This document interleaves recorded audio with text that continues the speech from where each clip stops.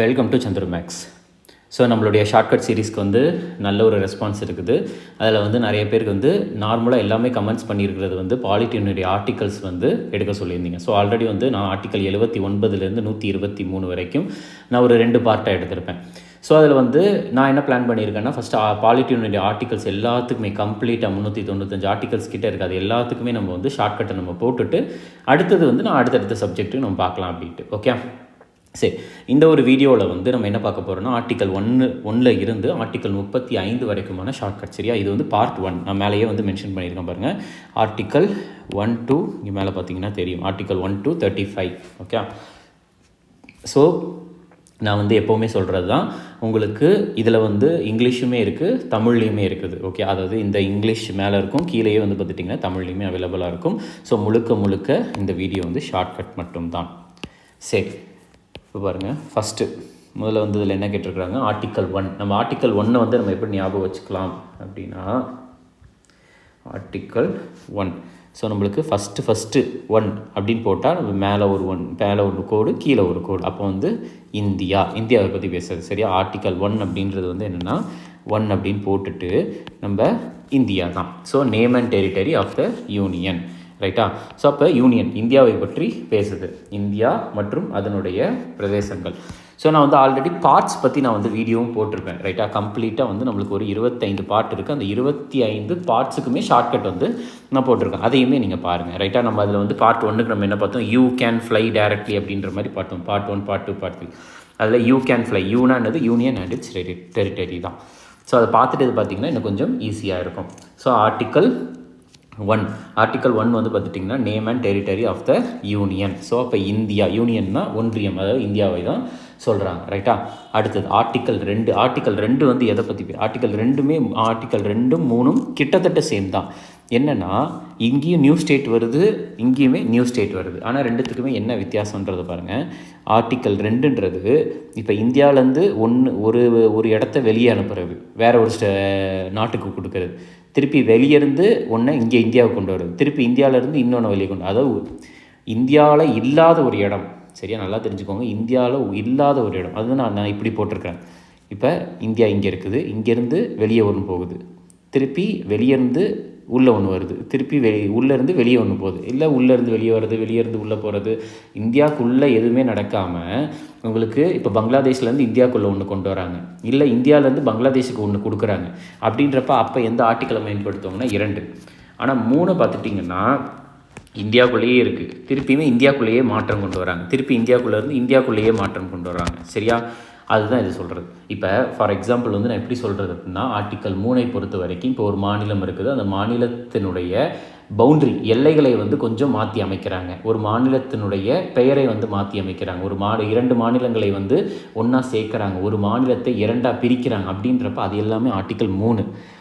இப்போ இதுவே குஜராத்திலேருந்து ஒரு இடத்த தூக்கி வந்து இந்த பக்கம் வந்து நேபாளுக்கு கொடுக்குறதோ, இல்லை வந்து பாகிஸ்தான்லேருந்து இந்தியாவுக்குள்ளே ஒன்று சேர்க்குறது, இல்லை பெங்காலில் இருந்து பங்களாதேஷ்குள்ளே மேற்கு வங்கம் இருக்குல்ல, அங்கேருந்து பங்களாதேஷ்குள்ளே ஒன்று சேர்க்குறது, சிக்கிம்லேருந்து மேலே நேபாள் இல்லை மியான்மர் அந்த பக்கம் ஏதாவது சேர்க்குறது, இந்த மாதிரி எல்லாமே. மணிப்பூர் மியான்மர் பக்கத்தில் இருக்குது. மணிப்பூர்லேருந்து மியான்மர் நாட்டுக்கு ஒரு இடத்த கொடுக்குறது, இல்லை மியான்மர் நாட்டிலேருந்து மணிப்பூர் இங்கே இந்தியாவுக்குள்ளே கொண்டு வருது, அது எல்லாமே ஆர்டிக்கல் 2. சரியா? ஸோ இப்போ இப்படி ஒன்று பிரிச்சுக்கிட்டோம் அப்படின்னா உங்களுக்கு இந்தியாவிலேருந்து வெளியே ஒன்று போகுது, திருப்பி வெளியேருந்து இந்தியாவுக்குள்ளே ஒன்று வருது. இது பார்க்குறதுக்கு 2 மாதிரியே இருக்குதா, 2 மாதிரியே. அப்போ ஆர்டிக்கல் 2. அடுத்தது 4க்கு நம்ம எப்படி அமைச்சுக்கலாம்னா 4. சரியா, 4. இப்போ LULA. ரைட்டா, 4 லுனா லா. சரியா, லுனா லா. அப்போ சட்டம் போடணும். ஸோ அப்போ இது எல்லாத்துக்குமே வந்து பார்த்துட்டிங்கன்னா சட்டத்தை போடணும். ஸோ அப்போ வந்து என்ன சொல்கிறாங்கன்னா, இங்கே பாருங்கள், இந்த இதில் வந்து இந்த ஆர்டிக்கிளினுடைய டெஃபினிஷனில் லா அப்படின்ற ஒரு வார்த்தை இருக்கத்தான் செய்யும். இதில் என்ன சொல்ல வராங்கன்னா, ஆர்டிக்கல் 2லையும் ஆர்டிக்கல் 3லையும் ஒரு வேளை சேஞ்சஸ், அமெண்ட்மெண்ட் அப்படின்னா சேஞ்சஸ். ரைட்டா, அமெண்ட்மெண்ட் அப்படின்னா சேஞ்சு, அதாவது ஒரு விஷயத்தை ஆட் பண்ணுறது, ஒரு விஷயத்தை வந்து சப்ராக்ட் மைனஸ், அதாவது எடுக்கிறது, இல்லைனா ஒரு விஷயத்தை வந்து ஒரு ஆர்டிக்கலை மாடிஃபை பண்ணுறது, கொஞ்சம் மாற்றி அமைக்கிறது. இதுதான் அமெண்ட்மெண்ட்டுன்னு சொல்லுவாங்க. Addition, subtraction, modification. ஸோ அது எல்லாமே இன்கேஸ் 2லையும் மாற்றம், 2த்துலேயும் ஆர்டிக்கல் 2லையும் 3லையும் மாற்றம் இருந்தால் முதல் அட்டவணையிலையும் 4வது அட்டவணையிலையும் மாற்றணும் அப்படின்ட்டு சொல்கிறாங்க. நம்ம ஆல்ரெடி ஸ்கெடியூல்ஸ்க்குமே நான் ஷார்ட்கட் போட்டேன், அதையுமே ஒரு தடவை பாருங்கள். டியர்ஸ் ஆஃப் ஓல்டு PM அப்படின்ட்டு. ஸோ ஸ்கெடியூலில் வந்து டியர்ஸ் ஆஃப் ஓல்டு பிஎம்னு போட்டிருப்பேன். அதில் டி முதல் ஸ்கெட்யூல், அதுக்கு அடுத்தது வந்து எமல்யூமெண்ட் சேலரி, அது எல்லாம் பார்த்தோம். இதில் வந்து என்ன சொல்லணும், ஃபஸ்ட்டு ஃபோர்த்துன்ட்டு. ஸோ இது ஃபஸ்ட்டு, இது ஃபோர்த்து. இது ஃபஸ்ட்டு வந்து என்னது டெரிட்டரின்னு பார்த்தோம், டீனா டெரிட்டரி அப்படின்னு பார்த்தோம். ஆறுன்றது ராஜ்யசபா, சரியா, மாநிலங்களவை அப்படின்னு பார்த்தோம். ஸோ ஆர்டிக்கல் 2லேயும் 3லேயும் வந்து மாற்றம் இருந்தால் உங்களுக்கு ஆர்டிக்கல் ஃபஸ்ட்டு ஸ்கெட்யூல் மற்றும் 4th ஸ்கெட்யூல் இதுலேயும் சேஞ்ச் பண்ணணும் அப்படின்னு சொல்கிறது தான். ஸோ நான் கடைசியாக வந்து ஒரு ரிவிஷன் மாதிரியும் இதில் கொடுப்பேன். ரைட்டாக 1லேருந்து 35 வரைக்கும் ஒரு ரிவிஷன். ஓகே. ஸோ அப்போ வந்து நம்ம என்னதெல்லாம் பார்த்துருக்குறோம் அப்படின்னா ஆர்டிக்கல் 1, 2, 3, 4. 1ன்றது என்னது, நான் இப்படி போட்டேன், அப்போ இந்தியா. ரைட்டா. 2ன்றது உள்ளேருந்து இந்தியாவிலேருந்து வேற ஒரு மாநிலத்துக்கு, வேற ஒரு நாட்டுக்கோ, இல்லை வேற ஒரு நாட்டில் இருந்து இந்தியாவுக்கோ, இல்லை இந்தியாவிலேருந்து வேற ஒரு நாட்டுக்கோ. 2. 3ன்றது இந்தியாவுக்குள்ளேயே இருக்குது, அதை சேஞ்ச் பண்ணுறது உள்ளேயே, திருப்பி இந்தியாவுக்குள்ளேயே இருக்குது, திருப்பி அதை சேஞ்ச் பண்ணுறது. 3. 4 அப்படின்னா 4, அப்போ லுனா வந்து லா, சட்டம் போடுறது.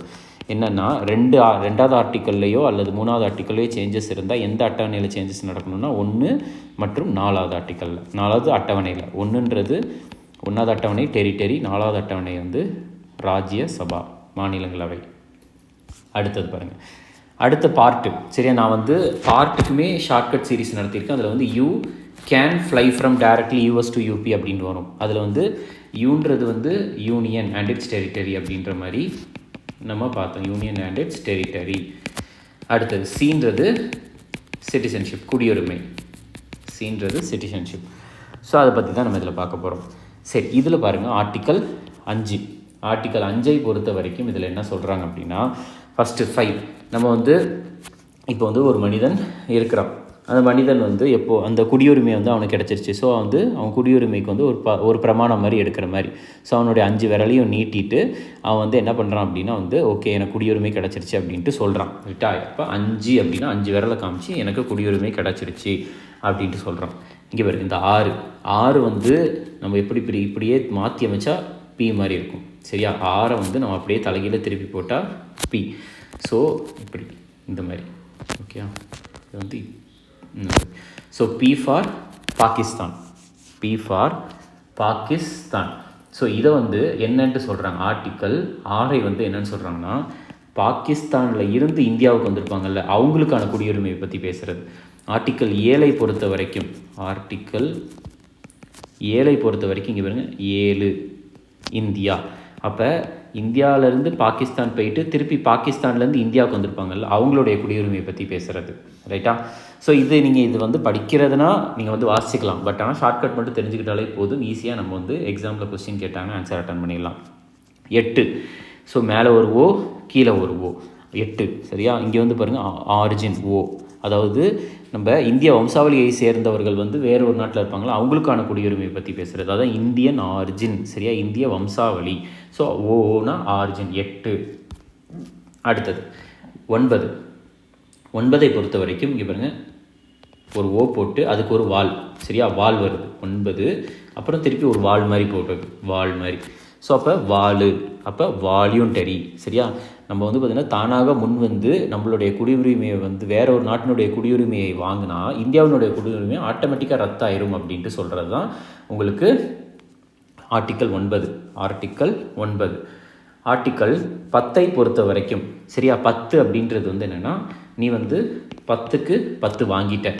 சரியா, நான் வந்து 10க்கு 10 மார்க் வாங்கிட்டேன். ஸோ அதனால் வந்து நான் என்ன பண்ணலாம், குடியுரிமையை வந்து கண்டினியூ பண்ணலாம் அப்படின்ட்டு சொல்கிறது. ரைட்டா, குடியுரிமையை கண்டினியூ பண்ணிக்கலாம். புரியுதா இந்த மாதிரி. ஏன்னா உங்களுக்கு ஆப்ஷன் உங்களுக்கு எக்ஸாமில் வந்து கேட்குறாங்கன்னா இந்த ஒரு இதை தான் கொடுப்பாங்க, இந்த ஒரு, ஏன்னா இதெல்லாம் கான்ஸ்டியூஷனில் மென்ஷன் ஆகிருக்கு, இந்திய அரசியலமைப்பில் கொடுத்துருக்கிறது. ஸோ அதனால் இதை தான் கொடுப்பாங்க. இதை வந்து கொஞ்சம் மாற்றி அமைக்கிறது அப்படிலாம் கிடையவே கிடையாது. ஒன்ஸ் நீங்கள் ஷார்ட்கட்டை புரிஞ்சிட்டிங்கன்னா அடுத்தடுத்து நம்மளுக்கு ரொம்பவே ஈஸியாகிடும். ஸோ கண்டினியூ பண்ணிக்கலாம். 10க்கு 10 மார்க் வாங்கிட்டேன், கண்டினியூ பண்ணிக்கலாம். அந்த கண்டினியூ பண்ணுறதுக்கு வந்து நம்ம ஒரு முட்டுக்கட்டையாக போடுறது.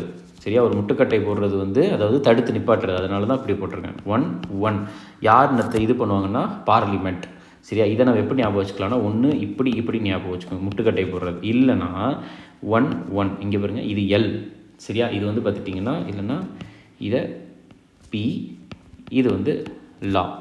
சரியா, இது வந்து பி, இது வந்து லா. சரியா, 1 1 ஸோ பார்லிமெண்ட் தான் வந்து லா போடணும் அப்படின்ட்டு சொல்கிறாங்க. உங்களுக்கு குடியுரிமை சம்மந்தமாக யாராச்சும் ஒருத்தவங்க சட்டம் அமைக்கணும் அப்படின்னா அது வந்து பார்லிமெண்ட்டால் மட்டும்தான் முடியும் அப்படின்ட்டு சொல்கிறது தான் உங்களுக்கு ஆர்டிக்கல் 11. ரைட்டா? ஸோ அப்போ வந்து குடியுரிமை வந்து ஆர்டிக்கல் 5லேருந்து 11 இது வரைக்கும் பார்த்தது வந்து நம்ம பார்க்கலாம். ஸோ ஆர்டிக்கல்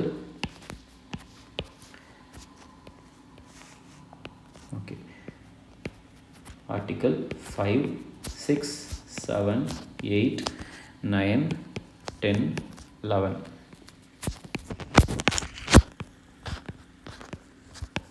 ஓகே, இங்கே பாருங்கள் 5. அப்போ வந்து எனக்கு வந்து குடியுரிமை கிடச்சிருச்சு அவன் வந்து 5 விரலை காமிச்சு சொல்கிறான். ரைட்டா? அதாவது குடியுரிமை கிடச்சிருச்சு அப்படின்ட்டு சொல்கிறான். அதாவது சிட்டிசன்ஷிப்பை பற்றி பேசுகிறது. அத்தை கமென்ஸ்மெண்ட் ஆஃப் த கான்ஸ்டியூஷன், தொடக்கத்தில் வந்து அவன் சொல்லிட்டான். ரைட்டா? கமென்ஸ்மெண்ட் அப்படின்னா தொடக்கம் அப்படின்ட்டு. ரைட்டா? ஏன்னா இந்திய அரசியலமைப்பு தொடங்கினது வந்து ஜனவரி 26, 1950 அப்போ இருந்து சொல்கிறான். ரைட்டா? கமென்ஸ்மெண்ட். ஆர், இந்த ஆர் அப்படியே நம்ம திருப்பி போட்டோன்னா P. So P stands for Pakistan. பாகிஸ்தான்லேருந்து இந்தியாவுக்கு வந்தவர்களின் குடியுரிமையை பற்றி பேசுகிறது. 7, இந்த 7 எப்படி இருக்குன்னா ஐ. ஸோ அப்போ ஐன்றது இந்தியாவிலேருந்து பாகிஸ்தான் போயிட்டு திருப்பி பாகிஸ்தான்லேருந்து இந்தியா வந்திருப்பாங்கல்ல, அவங்கள பற்றி பேசுகிறது. 8 வந்து நம்ம இப்படி போடுவோம். அப்படின்னா வந்து இந்தியன் ஆரிஜின், இந்தியா வம்சாவளியை சேர்ந்தவர்களின் குடியுரிமையை பற்றி பேசுகிறது. 9 நம்ம இப்படி போட்டுட்டு ஒரு வால் மாதிரி போடுவோம். அப்போ வால்யூண்டரியா, நம்ம தாமாக வேறொரு நாட்டினுடைய குடியுரிமையை பெறும்போது இங்கே இருக்கிற குடியுரிமை ரத்தாயிரும் அப்படின்றத பற்றி பேசுகிறது. 10, ஸோ நீ 10க்கு 10 வாங்கிட்ட, அதனால் வந்து குடியுரிமையை நீ கண்டினியூ பண்ணிக்கோ அப்படின்ட்டு சொல்கிறது. ஸோ அப்போ அதுக்கு ஒரு முட்டுக்கட்டை. ரைட்டா? தடுத்து நிப்பாட்டுறது 11 அப்படின்றத கம்பி போட்டு தடுத்து நிப்பாட்டுறது. அப்படி அல்லது இப்படி அமைச்சிக்கலாம் 11 அப்படின்ட்டு போட்டு இந்த 1 பி ஃபார் பார்லிமெண்ட், இந்த 1 இது வந்து எல் லா, பார்லிமெண்ட்டு சட்டம் போடும் அப்படின்ட்டு. ரைட்டா? ஸோ ஆர்டிக்கல் 5லேருந்து 11. அடுத்தது வந்து பார்த்துட்டிங்கன்னா அடிப்படை உரிமைகள் பார்ட் 3. நான் பார்ட்ஸோடைய ஷார்ட்கட் சீரீஸில் வந்து நான் என்ன சொல்லியிருப்பேன்னா you can fly directly from அப்படின்னு சொல்லியிருப்பேன். அந்த இதில் பார்த்தீங்கன்னா உங்களுக்கு தெரியும் என்ன சொல்லியிருப்பேன்னா யூ கேன் ஃப்ளை அப்படின்ட்டு. ஸோ அப்போ யூ பார்த்தாச்சு, யூனியன் அண்ட் ஸ்டேட்டரி. சி பார்த்தாச்சு, சிட்டிசன்ஷிப். இப்போ எஃப்ன்றது வந்து ஃபண்டமெண்டல் ரைட்ஸ், குடியுரிமை, அடிப்படை உரிமைகள். அடிப்படை உரிமைகளை பொறுத்த வரைக்கும் எந்த ஆர்டிக்கல்லேருந்து எந்த ஆர்டிக்கல் வரைக்கும் இருக்குன்னா 12லிருந்து 35 வரைக்கும் இருக்குது. ஆர்டிக்கல் 12லிருந்து 35 வரைக்கும் இருக்குது. ஓகே, சரி. இப்போ அடுத்தது பாருங்கள். ஃபஸ்ட்டு உங்களுக்கு ஆர்டிக்கல் 12 இருக்குதுல்ல, 12 × 3 36. உங்களுக்கு ஆர்டிக்கல் 12ம் சரி ஆர்டிக்கல் 36ம் சரி இரண்டுமே வந்து எதை பற்றி பேசுது அப்படின்னா நம்ம ஸ்டேட்டுன்ட்டு இந்திய அரசியலமைப்பில் நிறைய வார்த்தைகள் வந்து ஸ்டேட்டினுடைய டெஃபினேஷனை பற்றி பேசுது. உங்களுக்கு ஆர்டிக்கல் 12 ஆகட்டும் ஆர்டிக்கல் 36 ஆகட்டும் இரண்டுமே வந்து எதை பற்றி பேசுகிறது அப்படின்னா டெஃபினேஷன், இந்த ஸ்டேட் அப்படின்ற வார்த்தைக்கான டெஃபினேஷனை பற்றி பேசுது. ஓகே, அப்போ 12 ஓவர். சரியா? 12. ரைட்டா? ஸோ 12 பற்றி பேசுது. நெக்ஸ்ட்டு அடுத்தது பாருங்கள் 13. இப்போ 13 வந்து என்ன சொல்கிறாங்க அப்படின்னா 1 இருக்குது. ஓகே, 1 இருக்குது, 3 இருக்குது, நடுவில் 2 காணமே, அதாவது ஒரு முரண்பாடாக இருக்குது இல்லை. ஸோ 1 இருக்குது, 1க்கு அப்புறம் 2 இல்லாமல் 3 இருக்குது. அப்போ வந்து பார்த்துட்டிங்கன்னா இன்கன்சிஸ்டண்ட்டாக இருக்குது. ரைட்டா? அதாவது ஒரு முரணாக இருக்குது. ரைட்டா? ஸோ அப்போ இது வந்து இந்த இன்கன்சிஸ்டன்ட் அப்படின்ற ஒரு வார்த்தை இருக்கும். அதாவது அடிப்படை உரிமைகளுக்கு முரண்பாக ஒரு சட்டம் வந்து இருக்குது அப்படின்னா அந்த சட்டமானது வந்து ரத்து செய்யப்படும் அப்படின்றத பற்றி பேசுகிறது ஆர்டிக்கல் 13. அடுத்தது இப்போ வந்து 14. இதுலேருந்து நம்ம ஸ்டார்ட் பண்ணலாம். இது ஒரு ஷார்ட்கட் மாதிரி தான், ஒரு கதை மாதிரி ஆரம்பிக்கலாம். அதாவது ஒரு 4. சரியா? ஒரு 4 ஈக்குவாலிட்டி சம்மந்தப்பட்ட ஒரு கதையை சொல்கிறாங்க. ரைட்டா? அதனால் அவர் என்ன சொல்கிறாருன்னா ஒரு 4, அப்போ 14, 1 4, ஒரு 4, அப்போ வந்து ஈக்குவாலிட்டி. சரியா? ஈக்குவாலிட்டியை பற்றி ஒரு கதை சொல்கிறான். சரியா? ஈக்குவாலிட்டி ஒரு 4. நான் நார்மலாக அந்த கதையில் வந்து என்ன சொல்கிறாங்க அப்படின்னு பார்த்துட்டிங்கன்னா ஈக்குவாலிட்டி ரிலேட்டடாக வந்து ஒரு கதை ஒன்று சொல்கிறாங்க. ஸோ அப்போ வந்து அவன் என்ன சொல்கிறான்னா ஒரு 4 என்ன பண்ணுறாங்க அப்படின்னா அந்த கதையில் வந்து ஈக்குவாலிட்டி, அதாவது சமத்துவம், சமம் இருக்கணும் அப்படின்னு, அனைவரும் சமம் அப்படின்ற இது இருக்கணும்னா என்ன இருக்கக்கூடாதுன்னா டிஸ்கிரிமினேஷன் இருக்கக்கூடாது. சரியா? அதாவது அந்த பாகுபாடு அப்படின்றது வந்து இருக்கவே கூடாது. எதுலன்னா மதம், இனம், சாதி, பாலினம், பிறந்த இடம், அதை பற்றி வந்து பாகுபாடு இருக்கக்கூடாது அப்படின்னு சொல்கிறாங்க. ஃபஸ்ட்டே சொல்லிட்டாங்க. நீ ஒரு கதை சொல்லு, அதாவது ஒரு நாள் அப்படின்ட்டு ஆரம்பிக்கிற அந்த கதையில் வந்து என்ன சொல்கிறேன்னா டிஸ்கிரிமினேஷன், பாகுபாடு இருக்கக்கூடாது அப்படின்னு சொல்கிறான். சரி, அதே நேரத்தில் அனைவருக்கும் வந்து என்ன இருக்கணும் அப்படின்னா வேலைவாய்ப்பு, ஆப்பர்ச்சுனிட்டி. சரியா, வேலைவாய்ப்பில் வந்து சம வாய்ப்புமே இருக்கணும் அப்படின்னு சொல்கிறாங்க. சரியா, ஏன் அப்படின்னா வந்து ஃபஸ்ட்டு ஒரு ஸ்டோரி சொல்லிட்டாங்க. ஸ்டோரி எதை பற்றின ஸ்டோரி அப்படின்னா ஈக்குவாலிட்டி. அவன் சொல்லிட்டான் ஒரு நாளுன்னு ஆரம்பிக்கிறான். ஸோ அந்த ஒரு நாள் வந்து நம்ம வந்து இல்லாத ஒரு நிலையில் இருக்கணும். அப்போ வந்து ஆட்டோமேட்டிக்காக வந்து என்ன இருக்கணும்னா அனைவருக்கும் சமமான வேலைவாய்ப்பு இருக்கணும் அப்படின்னு சொல்கிறாங்க. ஸோ அதே நேரத்தில் வந்து அந்த வாரத்தில் 7 நாளுமே நம்ம என்ன பண்ணலாம் அப்படின்னா அந்த 17 இருக்குல்ல, 7 1 × 7 7 தான் அப்படின்ற மாதிரி ஞாபகம் வச்சுக்கணும். இப்போ வாரத்தில் 7 நாளுமே நம்ம வந்து என்ன இருக்கக்கூடாது அப்படின்னா தீண்டாமை அப்படின்ற ஒன்று இருக்கக்கூடாது. அன்டச்சபிலிட்டி இருக்கக்கூடாது, தீண்டாமை அப்படின்றது இருக்கக்கூடாது. அதே நேரத்தில் வந்து இப்போ அந்த கதையில் வந்து யாராச்சும் ஒருத்தர் வரார் அப்படின்றதுனால அவருக்கு 18 வயசு இருக்குது அப்படின்றதுனால அவருக்கு டைட்டில்லாம் கொடுக்கக்கூடாது. டைட்டில் அப்படின்றதெல்லாம் கொடுக்கவே கூடாது அப்படின்ற மாதிரி சொல்கிறாங்க. ரைட்டா, இது வந்து ஒரு 2 தடவை நம்ம வாசித்தாலே ஈஸியாக நம்மளுக்கு புரிஞ்சிடும். இப்போ எப்படின்னா நம்மளுக்கு ஈக்குவாலிட்டி ரிலேட்டடாக ஒரு கதை வந்து சொல்கிறாங்க. நார்மலாகவே இது எழுதினாலே தெரியல, 14 ஒரு நாள். அப்போ ஒரு நாள்னு ஆரம்பித்தாச்சு. அந்த ஈக்குவாலிட்டி ரிலேட்டடான கதை தான், சமம். அப்போ ஒரு நாள் ஒரு கதை சொல்கிறோம். அந்த கதையில் வந்து எந்த ஒரு பாகுபாடும் கிடையாது. அந்த பாகுபாடை பற்றி பேசுகிறாங்க. பாகுபாடு இல்லை அப்படின்ட்டு பேசுகிறாங்க. பாகுபாடு இல்லாமல் இருக்கணும் அப்படின்னா அனைவருக்கும் சமமான வேலைவாய்ப்பு, ஆப்பர்ச்சுனிட்டி கொடுக்கணும். அதே நேரத்தில் வந்து பார்த்துட்டிங்கன்னா உங்களுக்கு அன்டச்சபிலிட்டி, தீண்டாமை வந்து இருக்கக்கூடாது. அதுக்கு நம்ம எப்படி ஞாபகம் வச்சுக்கலாம்னா 7 அதை வந்து நம்ம கதையாக ஞாபகம் வச்சுக்கலாம். ஒரு சில நேரம் வந்து திடீர்னு 17ன்னு கேட்குறப்ப ஓகே 1 7, அப்போ 1 × 7 7, அப்போ வாரத்தில் 7 நாளுமே வந்து தீண்டாமை இருக்கக்கூடாது அப்படின்ட்டு சொல்கிறது. ரைட்டா, அன்டச்சபிலிட்டி அப்படின்ற ஒன்று இருக்கக்கூடாது. அதுக்கு அடுத்தது வந்து பார்த்துட்டிங்கன்னா உங்களுக்கு அதே கதையிலேயே வந்து ஒருத்தன் 18 வயசு உள்ள ஒரு பையன் வரான். அந்த 18 வயசு ஆயிடுச்சு அப்படின்றதுனால அவனுக்கு வந்து எந்த ஒரு டைட்டிலும் இருக்கக்கூடாதுன்னு பற்றி பேசுகிறது. அதாவது மகாராஜாதி ராஜா அப்படின்ற டைட்டிலெல்லாம் இருக்கக்கூடாது. ரைட்டா, ஸோ இதுதான் இந்த ஆர்டிகல்ஸை பற்றி பேசுகிறது. ஸோ பப்ளிக் எம்ப்ளாய்மெண்ட்டில், கவர்மெண்ட் ஜாபில் வந்து சமமான வேலைவாய்ப்பு, தீண்டாமை ஒழிப்பு, அடுத்து பட்டங்களை ஒழித்தல். எந்த பட்டங்களை ஒழித்தல் அப்படின்னா இந்த ஜமீன்தார், அதுக்கப்புறம் ராஜாதி ராஜா, மகாராஜா அப்படின்ற பட்டங்கள். ஆனால் எந்த பட்டங்கள் வச்சுக்கலாம்னா இப்போ இன்ஜினியர், அதுக்கப்புறம் வந்து டாக்டர் அப்படின்ற பட்டங்கள் இருக்கலாம். அதுக்கப்புறம் வந்து இராணுவ படைகளில் வந்து மேஜர், லெஃப்டினன்ட் ஜெனரல், அந்த மாதிரி பட்டங்கள் எல்லாமே இருந்துக்கலாம் அப்படின்ட்டு சொல்கிறது. ஓகே, சரி. அடுத்தது பாருங்கள், இப்போ ரைட் டு ஃப்ரீடம். இப்போ பார்த்திங்கன்னா ரைட் டு ஃப்ரீடம் பற்றி, சுதந்திர உரிமை, இதை நம்ம பார்க்கணும் அப்படின்னா இதை என்ன சொல்கிறாங்கன்னா ஆர்டிக்கல் 19. ஸோ அப்போ வந்து என்ன ஆகுதுன்னா இப்போ ஒருத்தனுக்கு 18 வயசு ஆயிடுச்சு. அப்போ அவனுக்கு வந்து டைட்டில் எதுவுமே கொடுக்கக்கூடாதுன்னு சொல்லிட்டாங்க. அதே நேரத்தில் 18 வயசு அவனுக்கு முடிஞ்சதுக்கப்புறம் 19 வயசு ஆகிறப்ப அவனுக்கு கொஞ்சம் ஃப்ரீடம் கொடுக்கணும். சரியா, 18 வயசு ஒருத்தனுக்கு முடிஞ்சிச்சு, 19 வயசு ஆகிறப்ப அவனுக்கு ஃப்ரீடம் கொடுக்கணும். சரியா, அதே நேரத்தில் அந்த ஃப்ரீடம் கொடுக்குறோம் அப்படின்றப்ப வந்து ஓவர் ஃப்ரீடமாக நம்ம கொடுத்துட்டோம் அப்படின்னா அவன் தப்பு செஞ்சுருவான். ஓவர் ஃப்ரீடமாக கொடுத்துட்டோம் அப்படின்னா அவன் வந்து குற்றங்கள் செய்வான் அப்படின்ட்டு சொல்கிறாங்க. ரைட்டா, சரி. இப்போ இது வந்து இந்த 19-20 பற்றி பேசலாம். 19 உங்களுக்கு 18 வயசு ஆயிடுச்சு, அவன் 18 வயசு முடிஞ்சதுக்கப்புறம் 19 வயசு ஆகிறப்ப கொஞ்சம் ஃப்ரீடம் கொடுக்கலாம். 20 வயசு அதுக்குன்னு ரொம்ப ஃப்ரீடம் கொடுத்துட்டோம் அப்படின்னா அவன் கொஞ்ச நாள் ஆக குற்றம் செய்வான் அப்படின்ட்டு சொல்கிறாங்க. ஓகே, அடுத்து இந்த 21 நம்ம எப்படி ஞாபகம் வச்சுக்கலாம்? 21 எப்படி ஞாபகம் வச்சுக்கலாம் அப்படின்னா நம்மளுக்கு 2 கால் இருக்குது, 2 கை இருக்குது, ஒரே ஒரு வாழ்க்கை மட்டும்தான் இருக்குது. சரியா, ஸோ அதாவது கம்ப்ளீட்டாக வாழ்க்கையை பற்றி பேசுகிறது. ரைட்டா, 2 கால் 2 கை இருந்து நம்ம சுதந்திரமாக இருக்கிறோம் அப்படின்னா நம்மளுக்கு ஒரே ஒரு வாழ்க்கை இருக்குது. ஸோ அப்போ 21 2 கால் 2 கை ஒரு வாழ்க்கை. ஸோ அப்போ லைஃபு, பர்சனல் லிபர்ட்டினா தனிப்பட்ட சுதந்திரம். ரைட்டா, 2 ரொம்ப ரொம்ப ரொம்ப ரொம்ப முக்கியமான ஆர்டிக்கல். அடுத்து ஸோ அப்போ வந்து பார்த்துட்டிங்கன்னா நம்மளுக்கு வாழ்க்கையிலேயே முக்கியமான ஒன்று என்ன அப்படின்னா எஜுகேஷன் தான், கல்வி தான். அப்போ அந்த 21க்கு கீழே 21A அப்படின்ட்டு எஜுகேஷனை கொண்டு வராங்க. ரைட்டா, அடுத்தது இந்த 22 அப்படின்றது வந்து இந்த டிடென்ஷன் அப்படின்றது தடுப்பு காவல். ரைட்டா, தடுப்பு காவல் வந்து 2 விதமான தடுப்பு காவல் இருக்குது. ஒன்று வந்து பியூனிட்டிவ் டிடென்ஷன்னு சொல்லுவாங்க, இன்னொன்று ப்ரிவென்டிவ் டிடென்ஷன்னு சொல்லுவாங்க. பியூனிட்டிவ் டிடென்ஷன்னா தப்பு செஞ்சதுக்கப்புறம் அவரை காவலில் வைக்கிறது பியூனிட்டிவ். ப்ரிவென்டிவ் அப்படின்றது ஒருத்தர் தப்பு செய்வதற்கு முன்பாகவே அவர் வந்து இந்த ஃப்யூச்சரில் வந்து இன்னும் கொஞ்சம் நேரத்தில் தப்பு நடக்கலாம், இவரால் தப்பு நடக்கலாம்னு அவரை வந்து தடுப்பு காவலில் வைக்கிறது. ரைட்டா? ஸோ 2 விதமான டிடென்ஷன் இருக்குது. ரைட்டா? தடுப்பு காவல், அரெஸ்ட் அப்படின்றது கைது, அதை பற்றி பேசுகிறது. ஸோ இப்போ 2 விதமான டிடென்ஷன், 2 விதமான டிடென்ஷன், தடுப்பு காவல் இருக்குது. 2 விதமான தடுப்பு காவல் இருக்குது. ஓகே, இந்த 18, 19, 20 புரிஞ்சிருச்சா? 18 அவனுக்கு 18 வயசு ஆயிடுச்சு, ஸோ டைட்டில் இருக்கக்கூடாது.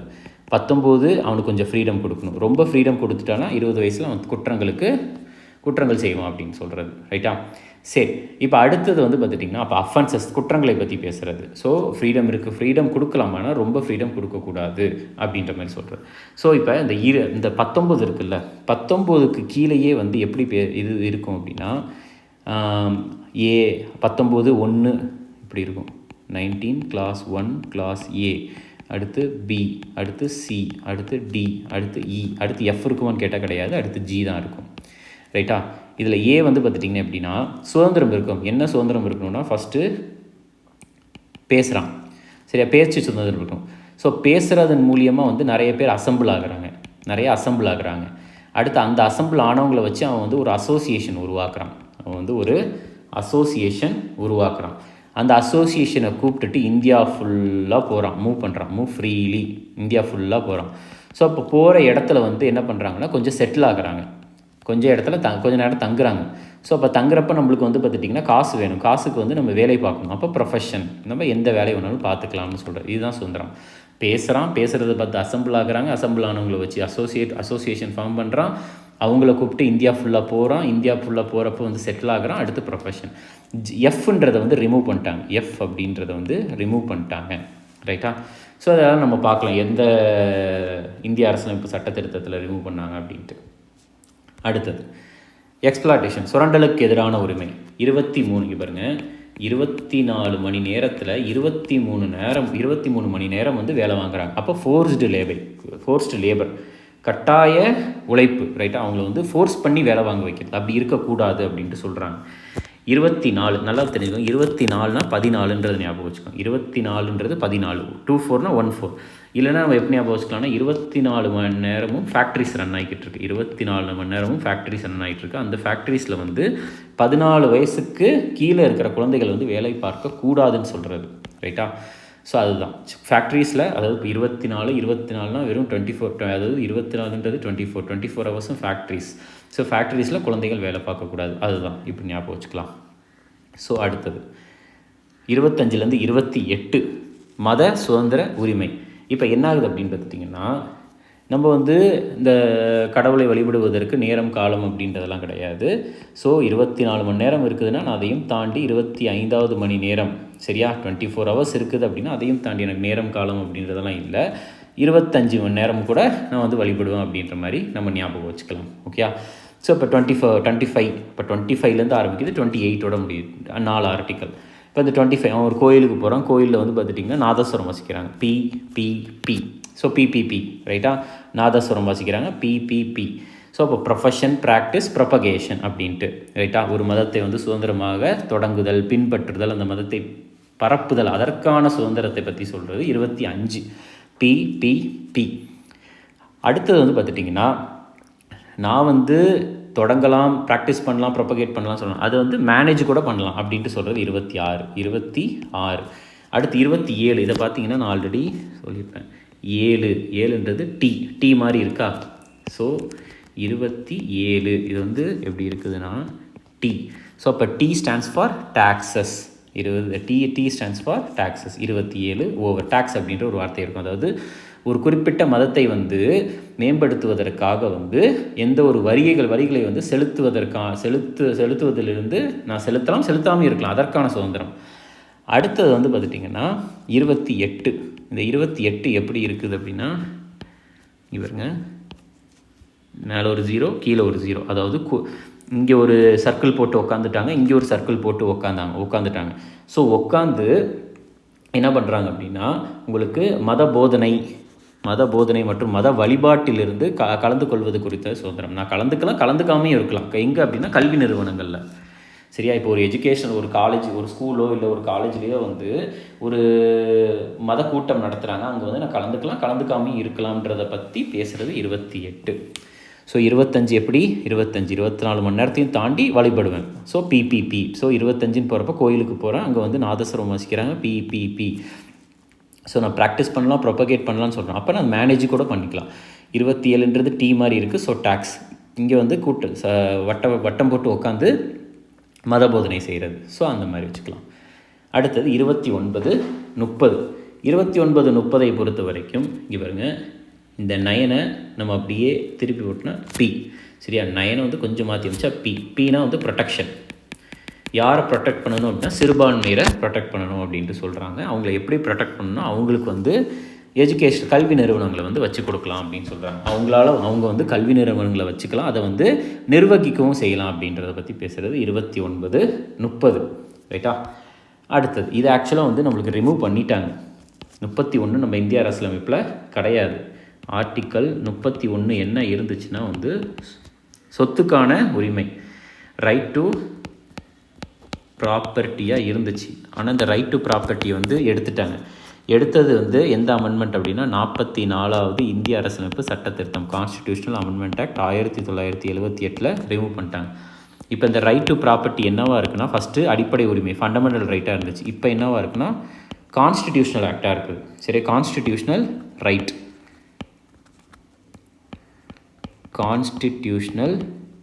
ரைட்டாக இருக்குது. ரைட்டாக அடிப்படை உரிமையாக இருந்து கான்ஸ்டிடியூஷனல் ரைட்டாக இப்போ எதில் இருக்குன்னா ஆர்டிக்கல் 300A இருக்குது. Article 300A. ஓகே. இதே 44வது இந்திய அரசியலமைப்பு சட்ட திருத்தத்தில் தான் ஆர்டிக்கல் 19 கிளாஸ் 1 கிளாஸ் எஃப் இதையும் ரிமூவ் பண்ணாங்க. இந்த எஃப்மே ப்ராப்பர்ட்டி ரிலேட்டடான ஒன்று தான். ஸோ இதை நம்ம எப்படி ஞாபகம் வச்சுக்கலாம் அப்படின்றத பாருங்கள். ஸோ ஆர்டிக்கல் 31A இது கேட்க மாட்டாங்க. இன்கேஸ் கேட்டாங்கனால்தான் எக்ஸாமில் இது கேட்குறதுக்கான வாய்ப்புகள் ரொம்ப கம்மி. கேட்டால் ஆனால் 31ன்றது கேட்பாங்க. 31ABCலாம் கேட்க மாட்டாங்க. ஏனா எப்படி ஞாபகம் வச்சுக்கலாம்? எஸ்டேட்னு ஞாபகம் வச்சுக்கலாம். ஏ ஸ்டாண்ட்ஸ் ஃபார் எஸ்டேட். ஏனா எஸ்டேட். பினா நம்ம என்ன பண்ணலாம், இந்த எஸ்டேட்டுக்கு வந்து நம்ம 31A ஏனா எஸ்டேட். அந்த எஸ்டேட்டுக்கு வந்து எஸ்டேட் வந்து ரூல்ஸ் அண்ட் ரெகுலேஷன் படி தான் கட்டினாங்களா அப்படின்ட்டு, ரூல்ஸ் அண்ட் ரெகுலேஷன் படி தான் கட்டினாங்களான்னு பார்க்குறது. ரைட்டா? சின்றது டைரக்டிவ் பிரின்ஸ் சி. சரியா? Directive prince C. ரைட்டா? டிபிஎஸ்பின்னு சொல்லுவாங்க, directive principles of state policy. அதை பற்றி பேசுகிறது DPSP. So directive prince C. புரிஞ்சுதா? ஏபிசி. ஏனா எஸ்டேட், பினா வந்து அந்த எஸ்டேட்டை வந்து ரூல்ஸ் அண்ட் ரெகுலேஷன் படி தான் கட்டியிருக்காங்களா, சினா வந்து டைரக்டிவ் பிரின்ஸ் சி. அந்த வார்த்தை ஒன்று வரும். அடுத்தது லாஸ்ட்டாக 32, 33, 34, 35. ஸோ அவங்க என்ன சொல்கிறாங்க அப்படின்னு பார்த்துட்டிங்கன்னா 32. இப்போ என்னென்னா நான் 3, 2ன்னு எண்ணுவேன். அந்த 1 சொல்கிறதுக்குள்ளேயே நீங்கள் என்ன பண்ணணும்னா இந்த அடிப்படை உரிமைகளை வந்து நீங்கள் என்ன பண்ணணும், உங்களுக்கு அவங்க வந்து என்ன சொல்கிறாங்கன்னா அமல்படுத்தணும் அப்படின்ட்டு சொல்கிறாங்க. என்ஃபோர்ஸ்மெண்ட், அமல்படுத்துவதற்காக போடப்படுற ஒரு சட்டம், அமல்படுத்தணும் அப்படின்ட்டு சொல்கிறாங்க. ஸோ அப்போ அதாவது நம்மளுடைய அடிப்படை உரிமைகள் வந்து மீறப்பட்டால் இந்த 32 வந்து பயன்படுத்தி நம்ம வந்து டைரெக்டாக சுப்ரீம் கோர்ட்டுக்கே போகலாம். இதில் வந்து நிறைய வகையான ரிட்ஸ் இருக்குது. அதெல்லாம் நம்ம பாலிட்டி லெக்சரில் தெளிவாக ஆல்ரெடி பார்த்து முடிச்சாச்சு. ஓகே, ரைட்டாக? ஹேபியஸ் கார்பஸ், மேண்டமஸ், செர்ஷியோரரி, குவாவரண்டோ, ப்ரொஹிபிஷன், இந்த மாதிரி நிறைய ரிட்ஸ் இருக்குது. அது எல்லாமே நம்ம ஆல்ரெடி பார்த்து முடிச்சாச்சு. நம்மளுடைய நோக்கம் என்ன அப்படின்னா, நம்மளுக்கு இப்போ திடீர்னு வந்து ஆர்டிக்கல் 143 என்னது, ஆர்டிக்கல் 39 என்னது, ஆர்டிக்கல் 47 என்ன அப்படின்ட்டு கேட்குறப்ப நம்ம அந்த ஆர்டிக்கல்னுடைய ஷார்ட்கட்டை ஞாபகம் வச்சுக்கணும். அது மட்டும்தான் நம்மளுடைய குறிக்கோள். ஓகே. ஸோ 32. ஸோ நான் 3, 2ன்னு எண்ணுவேன். ஆனால் 1 எண்ணுறதுக்குள்ளே வந்து நீங்கள் வந்து என்ஃபோர்ஸ்மெண்ட், அமல்படுத்தணுன்ற வார்த்தை இருக்கணும். சரியா? என்ஃபோர்ஸ்மெண்ட்ற வார்த்தை. இந்த 33, 34, 35 இருக்குல்ல, இந்த அனைத்துமே வந்து பார்த்துட்டிங்கன்னா எக்ஸ்ட்ரா வரக்கூடியது அப்படின்னா 32 வரைக்கும் தான் மேக்ஸிமம் எல்லா பாலிட்டி கிளாஸ்லேயுமே இருக்கும். இந்த 33, 34 வந்து என்னன்னா இதை பாருங்கள், 3 இருக்கா, 3 இருக்குது. என்னென்னா நான் 3, 2ன்னு எண்ணுவேன். ஸோ அவங்க என்ன சொல்கிறாங்கன்னா இப்போ அடுத்தது நான் 3, 2னா 3, 2ன்னு எண்ணுவேன். அது பாருங்கள், நான் 3ன்னு எண்ணுறேன், அடுத்து திருப்பி 3ன்னே சொல்கிறேன். அப்போ வந்து நான் என்ன பண்ணுறேன் அப்படின்னா கொஞ்சம் பொறுமையாக போய்கிட்டு இருக்கேன். ஆனால் அதுக்குள்ளே வந்து என்ன பண்ணணும் அப்படின்னா நீங்கள் வந்து மாடிஃபை பண்ணிடணும். ஸோ நான் வந்து சரி ஓகே, நீங்கள் வந்து அதில் வந்து அந்த சட்ட திருத்தத்தில் ஏதோ ஒரு சேஞ்சஸ் இருக்குதுன்னு சொல்கிறீங்க, அதனால தான் வந்து அமல்படுத்தாமல் இருக்கிறீங்க. நான் அதனால் என்ன பண்ணுறேன், நான் 3ன்னு சொல்கிறேன். அடுத்துமே நான் வந்து என்ன பண்ணுறேன், நான் வந்து 3 அப்படின்னு சொல்கிறேன். ஆனால் அதுக்குள்ளே நீங்கள் என்ன பண்ணிடுங்க, கொஞ்சம் சேஞ்ச் பண்ணி திருப்பி அமல்படுத்துங்க அப்படின்னு சொல்கிறேன். ஸோ அப்போ சேஞ்ச் பண்ணுறது யார்? பார்லிமெண்ட்டு தான். யாருக்காக சேஞ்ச் பண்ணுறாங்கன்னா ஃபோர்ஸஸ்க்காக. எந்த ஃபோர்ஸஸ் அப்படின்னா போலீஸ் ஃபோர்ஸு, ஆர்மிலாம் இருக்குல்ல, அவங்களுக்குன்ட்டு தனியாக வந்து இந்த ஒரு சில அடிப்படை உரிமைகள் வந்து அதில் வராது. ஸோ அவங்களுக்காக கொஞ்சம் சேஞ்ச் பண்ணுவாங்க. ரைட்டா? ஸோ ஃபோர்ஸ் போலீஸ் ஆர்மிக்காக மாற்றுறது.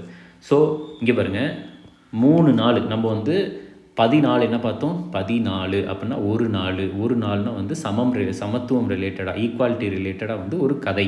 ஸோ அப்போ ஈக்குவாலிட்டி பிஃபோர் லா, சட்டத்தின் முன் அனைவரும் சமம் அப்படின்றது. ஸோ இப்படி தான் நம்ம வந்து இது வரணும். இப்போ பாருங்கள் 3 நாள். அப்போ 3 நாளாக வந்து ஒரு இடத்துல வந்து என்ன இருந்துச்சுன்னா மார்ஷியல் லா இருந்துச்சு. மார்ஷியல் லா அப்படின்றது வந்து இராணுவம் வந்து அந்த குறிப்பிட்ட பகுதியை வந்து கையெடுத்துக்கும். ரைட்டாக? கம்ப்ளீட்டாக வந்து அவங்க தான் கண்ட்ரோலில் இருப்பாங்க. ரைட்டாக? ஸோ அந்த இடத்துல வந்து ஒரு சில அடிப்படை உரிமைகள் வந்து ரத்து செய்யப்படும் அப்படின்ட்டு அங்கே வந்து ரெஸ்ட்ரிக்ட் பண்ணுவாங்க. அந்த மார்ஷியல் லா ரிலேட்டடாக 34 3 நாளாக போட்டிருக்காங்க மார்ஷியல் லா.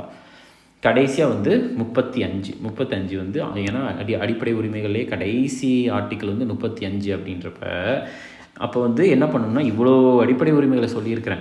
ஸோ அப்படின்றப்ப ஒரு சட்டம் ஒன்று பார்லிமெண்ட்டு பாஸ் பண்ணி இந்த அடிப்படை உரிமைகளை வந்து மீறுவதற்கு பெனால்ட்டிஸ், ஃபைன்லாம் கட்டுறதுக்கு நிறைய வழிவகுக்கணும் அப்படின்ட்டு சொல்கிறது. புரியுதா? இதை வந்து அமல்படுத்துவதற்கு நிறைய சட்டங்களை போட்டு இதை வந்து ரொம்ப ஸ்ட்ரிக்டாக வைக்கணும் அப்படின்ட்டு சொல்கிறது லெஜிஸ்லேஷன். ரைட்டா? ஸோ இப்போ நம்ம இது வரைக்கும் பார்த்த ஆர்டிக்கலை நம்ம அப்படியே ஒரு ஃபாஸ்ட்டாக வந்து ஒரு கிளான்ஸ் மாதிரியே நம்ம கம்ப்ளீட்டாக வந்து நம்ம போகலாமா? இப்போ நம்ம ஆர்டிக்கல் 1லேருந்து ஸ்டார்ட் பண்ணணுமா? ஸோ ஆர்டிக்கல் 1, 2, 3, 4 இது தனியாக. இது வந்து நம்ம என்ன பார்த்தோம்? யூனியன் அண்ட் இட்ஸ் டெரிட்டரி அப்படின்ட்டு. ஸோ 1ன்னா என்னது? 1 அப்படின்னா 1 மேலே ஒரு கோடு கீழே ஒரு கோடு, இந்தியாவை பற்றி பேசுகிறது. 2ன்றது உங்களுக்கு இந்தியாவிலேருந்து வேற ஒரு நாடு, திருப்பி வேற ஒரு நாட்டிலேருந்து இந்தியா, திருப்பி இந்தியாவிலேருந்து வேற ஒரு நாடு, ரெண்டு மாதிரி இருக்குது. 3ன்றது இந்தியாவுக்குள்ளேயே மாற்றி அமைக்கிறது, திருப்பி இந்தியாவுக்குள்ளேயே மாற்றி அமைக்கிறது உள்ள இந்தியாவுக்குள்ளே. 4ன்றது என்னது? 4 அப்படின்னா லூனா லா. யார் லா பாஸ் பண்ணலாம்? பார்லிமெண்ட் வந்து ஆர்டிக்கல் 2லேயோ 3லேயோ சேஞ்சஸ் கொண்டு வராங்க அப்படின்னா எந்த அட்டவணையில் மாறும் அப்படின்னா ஆர்டிக்கல் 1 அட்டவணை 1 மற்றும் 4ல் 1 வந்து என்னது? டெரிட்டரி. ஆர்டிக்கல் 4ன்றது வந்து என்ன அப்படின்னா மாநிலங்கள் அவை.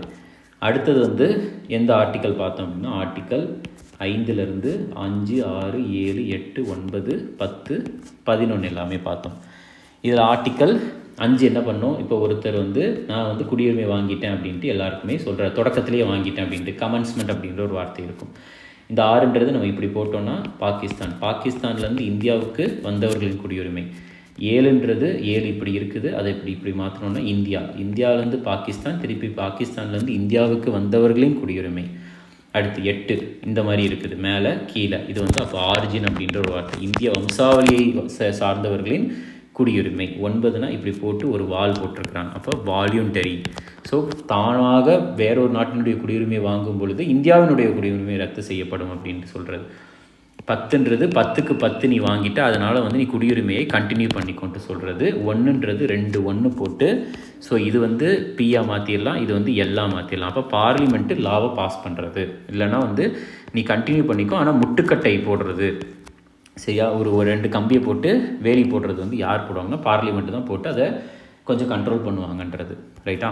ஸோ அப்போ 11, அதுக்கப்புறம் 12, 13, அதுக்கப்புறம் 14, 12, 13, அடுத்தது வந்து 14, 15, 16, 17, 18. ரைட்டா? ஸோ 12ம் சரி, 12 × 3 36ம் சரி. 12 மற்றும் 36 வந்து டெஃபனிஷனை பற்றி, ஸ்டேட் அப்படின்ற ஒரு வார்த்தைக்கான டெஃபனிஷன் பற்றி பேசுகிறது. 13 அப்படின்றது 1 இருக்குது, அடுத்து 3 இருக்குது, 1 இருக்குது 3 இருக்குது, ஆனால் நடுவில் வந்து 2 காணமே. ஸோ அப்போ வந்து 13 அப்படின்னா ஏதோ ஒரு இன்கன்சிஸ்டண்ட்டாக இருக்குது, முரண்பாடாக இருக்குது அப்படின்ற ஒரு வார்த்தை இருக்கும். அடுத்தது 14 அப்படின்னா ஒரு நாள், ஈக்குவாலிட்டி ரிலேட்டடாக வந்து ஒரு கதை சொல்கிறான். அடுத்தது 15, அந்த கதையில் வந்து பார்த்துட்டிங்கன்னா டிஸ்கிரிமினேஷன் எதுவும் இருக்கக்கூடாது அப்படின்றத பற்றி பேசுகிறது. டிஸ்கிரிமினேஷன் இருக்கக்கூடாது, மெயினாக வந்து பப்ளிக் எம்ப்ளாய்மெண்ட்டில் இருக்கக்கூடாது. அடுத்தது 17, இந்த 7ன்னு இருக்குதுல்ல, 7னா வாரத்தில் 7 நாளும் எது இருக்கக்கூடாதுன்னா தீண்டாமை அப்படின்ற ஒன்று இருக்கவே கூடாது, அன்டச்சபிலிட்டியை பற்றி பேசுகிறது. 8ன்றது வந்து பார்த்துட்டிங்கன்னா எப்படி இருக்குது, இப்போ அவனுக்கு 18 வயசு ஆயிடுச்சு அப்படின்றதுனால வந்து அவனுக்கு எந்த டைட்டிலும் இருக்கக்கூடாது, டைட்டில்ஸ் பற்றி. அடுத்தது 19 என்ன பார்த்தோம், அவனுக்கு 18 வயசு ஆயிடுச்சு. ஸோ 18 முடிஞ்சு 19 ஆனதுக்கப்புறம் அவனுக்கு வந்து கொஞ்சம் ஃப்ரீடம் கொடுக்கணும் அப்படின்றது. ஸோ அதே நேரத்தில் வந்து அவனுக்கு ரொம்ப ஃப்ரீடம் கொடுத்தா வந்து குற்றங்களை பற்றி பேசுகிறது, அஃபென்சஸ், குற்றங்களும் செய்வதற்கான வாய்ப்புகளும் இருக்குது அப்படின்றத பற்றி பேசுகிறது. அடுத்தது 21, 22, 23, 24. ஸோ 21ன்றது வந்து பார்த்துட்டிங்கன்னா 2 கால் 2 கை இருக்குது, ஆனால் ஒரே வாழ்க்கை இருக்குது. So life and liberty, personal liberty, தனிப்பட்ட சுதந்திரம், வாழ்க்கையை பற்றி பேசுகிறது. இதில் நடுவில் 21A இருக்கும், வாழ்க்கையிலேயே ரொம்ப ரொம்ப முக்கியமானது கல்வி, எஜுகேஷனை பற்றி பேசுகிறது. 22 இருக்குது, 2 விதமான தடுப்பு காவல் இருக்குது. அப்போ டிடென்ஷன், அரெஸ்ட் மற்றும் டிடென்ஷனை பற்றி பேசுகிறது. 23 பொறுத்த வரைக்கும் வாரத்தில் ஒரு நாளில் வந்து 24 மணி நேரத்தில் 23 மணி நேரம் வேலை பார்க்க வைக்கிறாங்க. ஸோ அப்போ ஃபோர்ஸ்டு லேபர், ஃபோர்ஸ் பண்ணி வேலை வாங்க வைக்கிறது, அதை பற்றி பேசுகிறது. 24 அப்படின்னா 24 மணி நேரமும் ஃபேக்ட்ரிஸ் ரன் ஆகுது. அந்த ஃபேக்ட்ரிஸில் வந்து 14, 2 நாள் 1 நாள் 14 வயசுக்கு கீழே இருக்கிற குழந்தைகளை வந்து வேலை பார்க்க வைக்கக்கூடாது, சில்ட்ரன்ஸை வந்து வேலை பார்க்க வைக்கக்கூடாது ஃபேக்ட்ரிஸில். ரைட்டா, இது 24. அடுத்தது 25, 26, 27, 28. இது அனைத்துமே வந்து பார்த்துட்டிங்கன்னா உங்களுக்கு எதை பற்றி பேசுகிறது அப்படின்னா மத சுதந்திரம். இப்போ வந்து கடவுளை வழிபடுவதற்கு நேரம் காலம் எல்லாம் வேண்டாம். அப்போ 24 மணி நேரத்தை தாண்டியும் 25வது மணி நேரம் கூட வழிபடலாம். அதை பற்றி அந்த மாதிரி நம்ம ஸ்டார்ட் பண்ணி வச்சுக்கலாம். ஸோ இப்போ ஒரு கோயிலுக்கு போகிறப்ப பி நாதஸ்வரம் ஒதுக்கிட்டு இருக்கிறாங்க. ஸோ ப்ராக்டிஸ் ப்ரொபகேஷன் அப்படின்றது. ஸோ நான் வந்து அதே நேரத்தில் நான் வந்து மேனேஜும் பண்ணலாம், நிர்வகிக்கவும் செய்யலாம் மதம் தொடர்பான விஷயங்களை. அடுத்தது 7 அப்படின்னா வந்து டி மாதிரி இருக்குது, 27. ஸோ அது டி மாதிரி இருக்குது. அப்போ டேக்ஸ், வரியை பற்றி பேசுகிறது. 8, 2 0 போட்டால் 8 மாதிரி இருக்கா. ஸோ அப்போ வந்து உங்களுக்கு எந்த ஒரு கல்வி நிறுவனங்கள்லேயோ வந்து மத போதனை பற்றி கலந்துக்கலாம், கலந்துக்காமே இருக்கலாம், அதை பற்றி பேசுகிறது. அடுத்தது 29, 30, 31ன்றதில் வந்து A, 31 B, அடுத்து 31 C. இதில் வந்து எப்படி சொல்கிறாங்கன்னா 29ன்றதில் வந்து நம்ம எப்படி ஞாபகம் வச்சுக்கிட்டோம்னா இந்த 9 திருப்பி போட்டால் P. ஸோ Pனா ப்ரொடெக்ட் பண்ணுறது. யாரை ப்ரொடெக்ட் பண்ணுறது? மைனாரிட்டிஸை.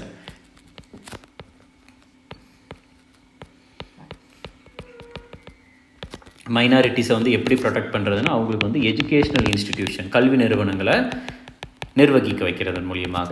ரைட்டாக, இன்ஸ்டிடியூஷன்ஸ். ஓகே, 31A எல்லாமே 31 ஃபுல்லாக வந்து ப்ராப்பர்ட்டி ரிலேட்டடானது தான்.